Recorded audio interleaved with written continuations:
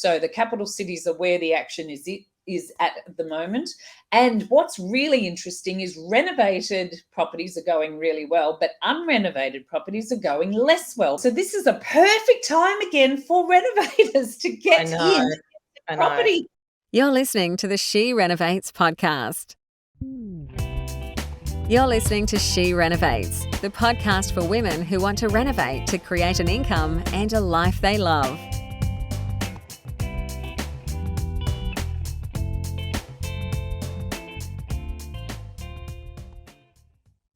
Hello, everyone. Welcome to another episode of She Renovates.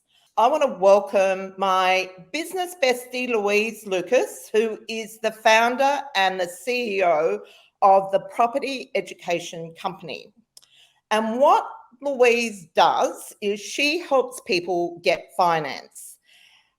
And the reason that she is with me today is she's also the diamond sponsor of the She Renovates 2023. So we are very grateful to you, Louise. That is an incredibly generous thing to do, and we are thrilled to have you as our diamond sponsor. Thank you very much, Bernadette. But that's honestly, it's because we love working with your clients.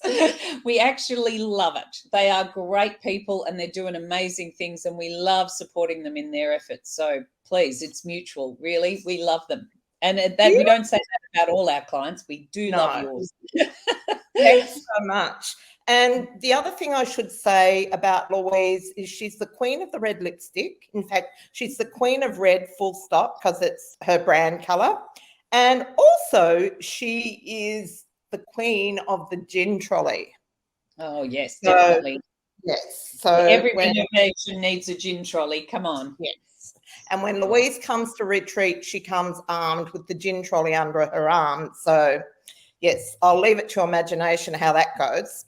Yeah, but based in Melbourne, but looks after people all over the country. And she also has a special, I think, knack with getting money for first-time buyers. And you would have heard an episode that we did recently where Louise's son, Nick, bought his first property, and between them, they navigated his first renovation and added, was it about 150,000 after costs? Yeah.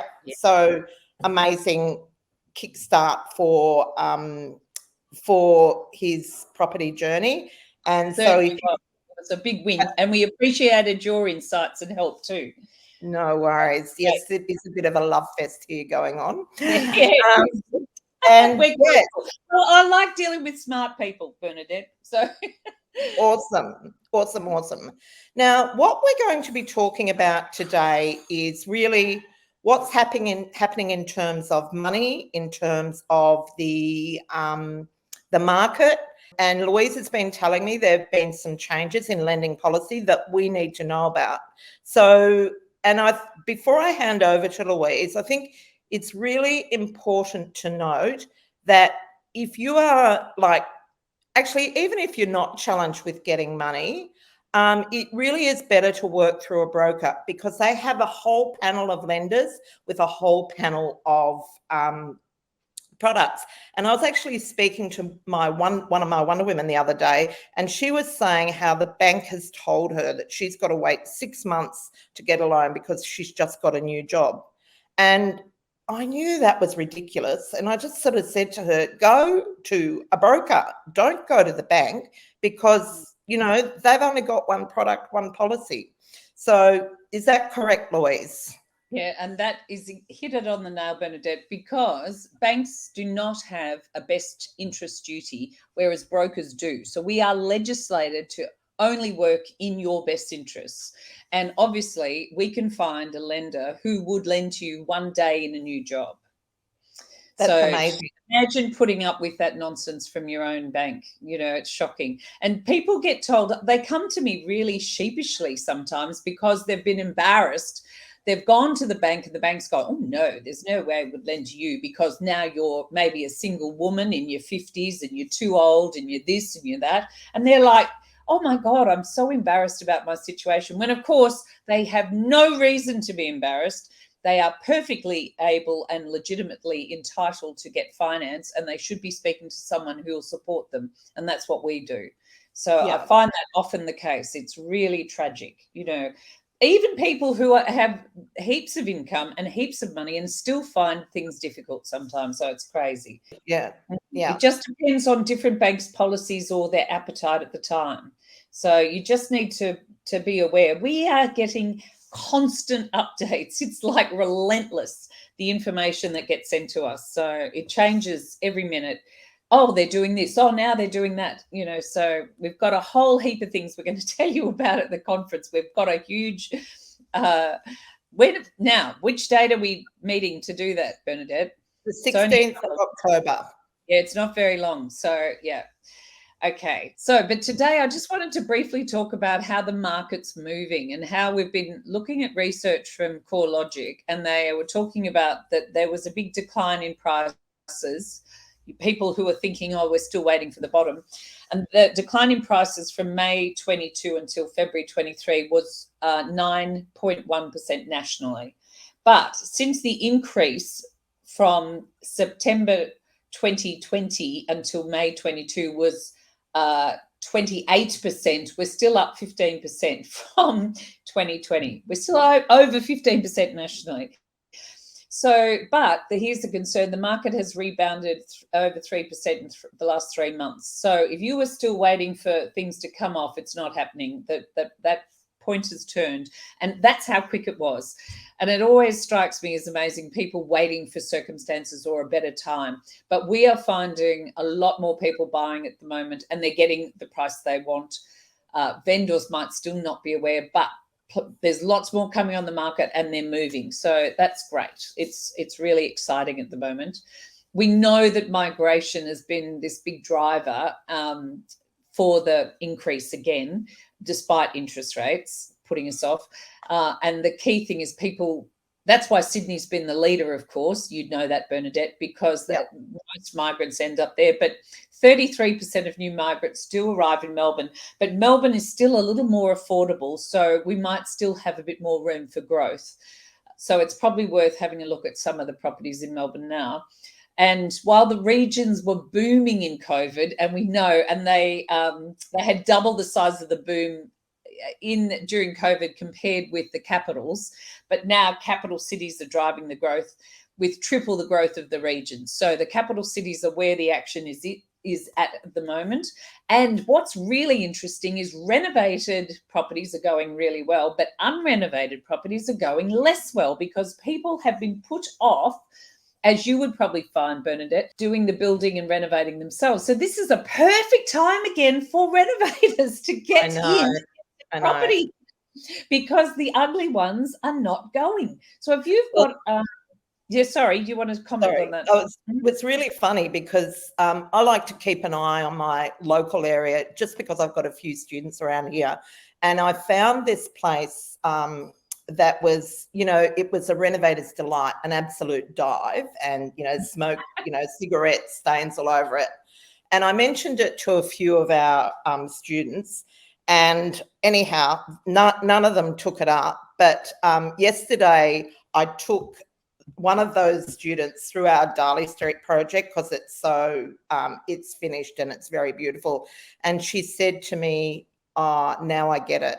She said, when I looked at that, she said, I could not even fathom what you would do with it, but now I get it. So yeah, it's definitely a, multi-$1,000 skill to be able to, hundreds of thousands of dollars to be able to, buy something that nobody else will look at because you get the best price then. And you're going to rip it out anyhow, so it doesn't matter really what it looks like. No, I had years ago a client who bought sight unseen on a property in Ballarat that was smoke stained and smelt disgusting. And so she got it much, much cheaper because no one would buy it because it was stank. Yeah. And all it took was, new curtains, new carpets, which cost, at the time relatively small. and you saved like, 30 or 40,000 on the property, like, and there was nothing like the cost to go in. So, it's amazing, really. You just got to show some. Another client bought a place with a bedroom. The master bedroom was painted completely black, like all the walls, the ceiling, everything was black. So people you can paint, people, but no one wanted to touch it. So again, there's more and more of those opportunities out there, and agents were often help people get their places ready for sale. But, they often lack imagination too. And when they come in, they'll often say, oh, don't bother renovating. We'll just get the best price for it as it is, which suits us beautifully as purchasers of renovator, potential properties. But anyway, they're saying also at CoreLogic, the top third of the market, where average houses are around 1.2 million. And this is like, across the globe. So all across Australia, but anyway, and units around 800. So they're the top third of the market. While it's more volatile, they are leading the recovery in pricing at the moment and moving very quickly. So if you find something around the lower end of those prices and that needs a reno, then you're more likely to get the uplift that you're looking for. And the big worry has been, with interest rates going, and the big problem, are people going to default? Well, there's very, very few homes across the country in negative equity, because we've had this huge percentage of growth the last few years, that this isn't causing people to have a big problem, and not really causing, although there's been a small upturn in defaults, it's very low. All right. So that don't expecting, mass people selling for cheap and whatever. It's just not happening. People are managing. What's happening in finance at the moment, it's fascinating because, I think it's fascinating. Others might find it less so. But anyway. They're with you, Louise. The banks are wanting to make money. They've clearly had a downturn. And so many of the rules that were in place that were restricting lending over the last few years, just to keep a lid on things, are changing. So, look, I'll give you a full update at the conference on this October 16, I remember. But there's just a few things I want to talk about now. And like loan to value ratio limits are increasing with lots of lenders. So they're lending higher than they were before and although they're pricing higher, if you're doing a reno to make a profit and then maybe rent out, we can then revalue, get the loan to value ratio reduced again, which we've just done for a client who did a major reno. The valuation we got was like hundreds of thousands higher than when we actually originally started 12 months ago trying to get the reno through. And because it's so high, they've given us a much cheaper rate on the whole loan at the end of the reno. So it's worth, when you go and ask your banks for a better price on your property, make sure you actually ask them to get a valuation and maybe increase the valuation so your interest rate can come down, because they are pricing on loan to value ratio. So it's the percentage of the loan against the property. So say you bought a property and now they're actually lending for some investments. Like previously, they were only going up to 90%, including lenders' mortgage insurance for investors. Now there's some of them, they're going up to 95 again. So what does that tell you? The banks actually think prices are going up as well. So that should be good news to anyone who's doing that.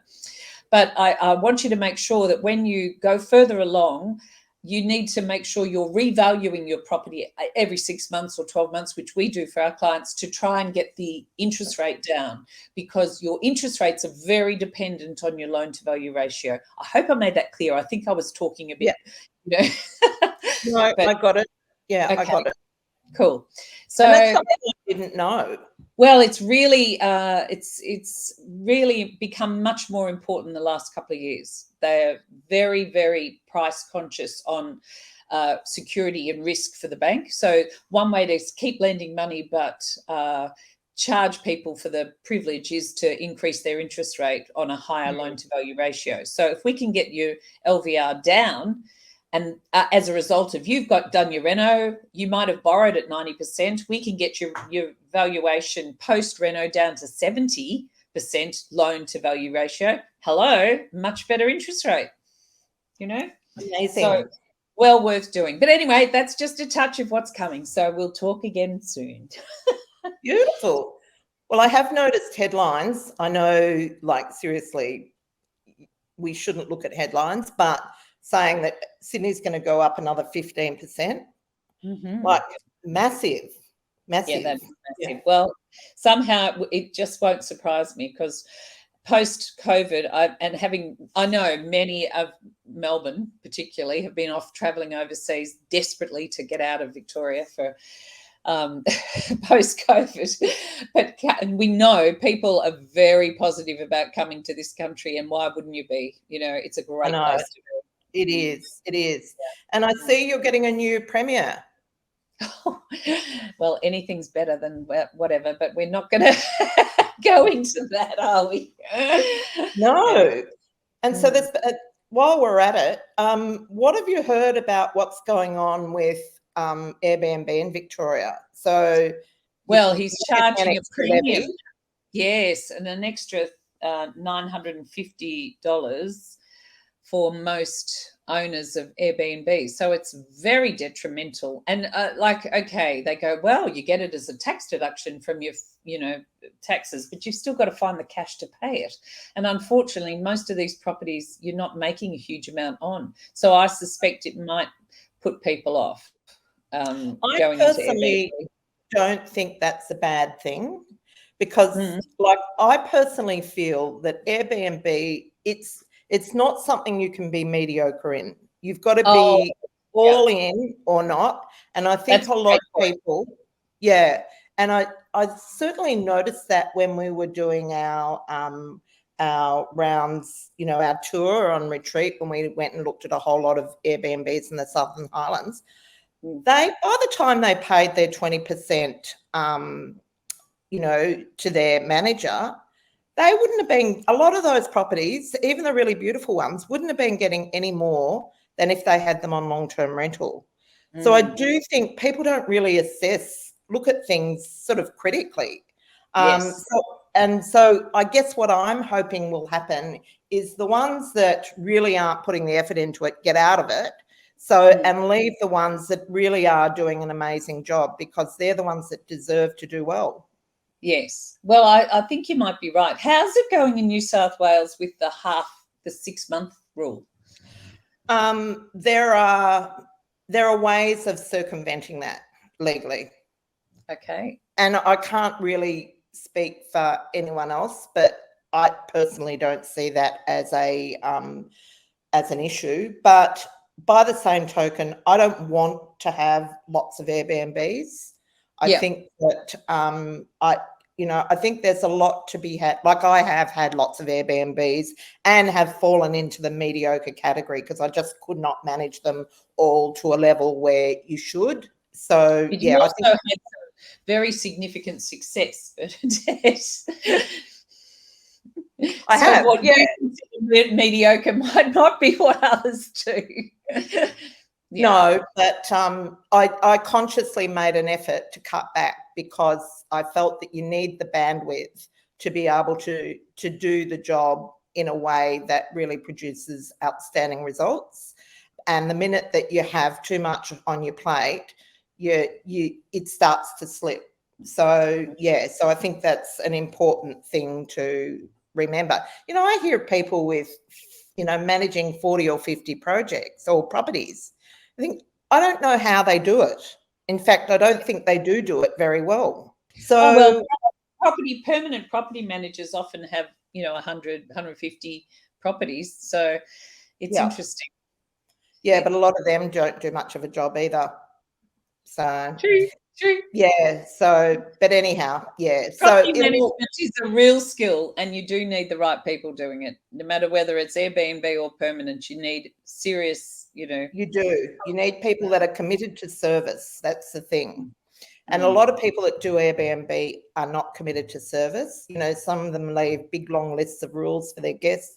Nobody wants to go on holidays and have, this sort of stuff. So, but anyhow, that's that. Yeah, but otherwise, Sydney and New South Wales, I think, is tracking pretty well, really. So, Yep, I'd agree. lots of opportunities, like you mentioned, like unrenovated properties are definitely the sweet spot as for renovators are concerned, the really bad, dirty, stinky ones. I'm also seeing a lot more places on the market that are not styled, which I love seeing. Properties that people are not prepared to pay for styling. There was a stage in COVID where everything was styled and you're sort of thinking, oh, my God, everyone's expecting that extra 10% on top because the property's styled, which they're not worth, because the minute you rip that furniture out, it doesn't look like a, But now I'm actually seeing lots of properties coming up that people are not paying for styling. So, wow. That's awesome. Yeah. It does help. It does. It's interesting. I got an email from Michelle this morning.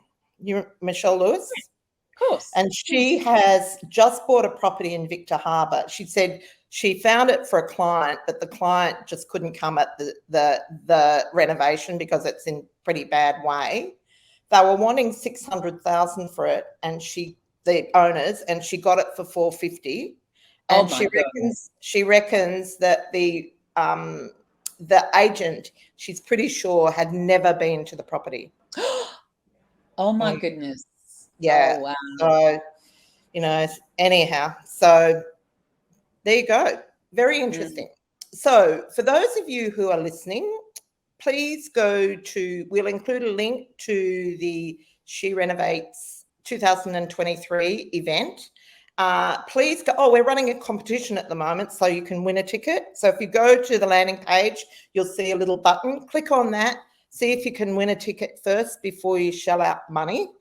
And be prepared for an amazing day. So, of course, it is online. We'll be back live next year, but this year it's online. And what we've done, so we are experts at running online events. We've got an amazing platform, which if you've been to one of our online conferences before, you would have experienced that, which really facilitates great networking. So let's say you want to have a conversation with Louise, Louise will have her own lounge. You'll be able to go to her lounge and have a chat with her about your financing needs. We've got the presentations in really short, punchy sections. So because nobody wants to be sitting at a desk watching an hour-long lecture on something. So very short and punchy, lots of before and after projects, and also lots of competitions. So those of you who love David's architectural services, you've got an opportunity to win a renovated concept session with him, which is worth up to $900. There's a cash prize, there's all sorts of, there's magazine subscriptions. So make sure that you come along. It's an amazing day. You'll meet and make amazing friends, and you'll learn a stack. So come along. True, right. Great. So thanks, Louise. Well, thanks, Bernadette. Today. Thank you. Pleasure. Take care. Love to catch up with you. Bye, everyone. Bye. This is the She Renovates podcast. To discover how to harness the power of renovating, check out theschoolofrenovating.com.